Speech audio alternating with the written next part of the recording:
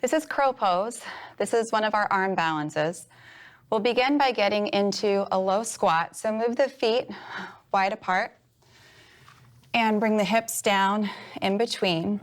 And start to kind of shimmy yourself down in between your knees.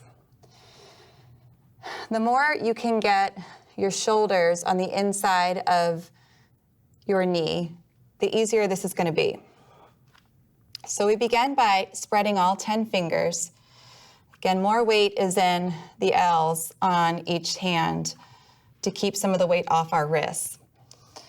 We start to come onto our toes here, just playing with shifting the balance onto the hands. You might find once you start doing this that you need to bring the feet together and maybe walk your knees a little bit higher on your triceps. Maybe you find that you need to bring your hands a little closer in. And then we begin by lifting the hips and then lifting one foot off the ground, pulling the core into the spine. Maybe you stay here. Maybe you play with getting the other foot off the ground.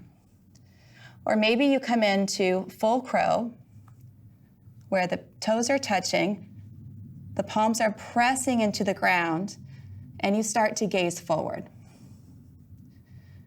Now, if you notice that you're not breathing, it's your sign this is a little too intense for you right now.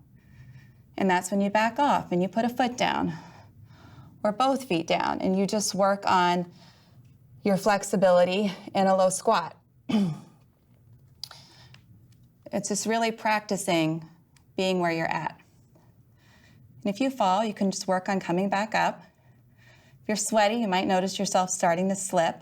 Again, you can just come down and regain your grip.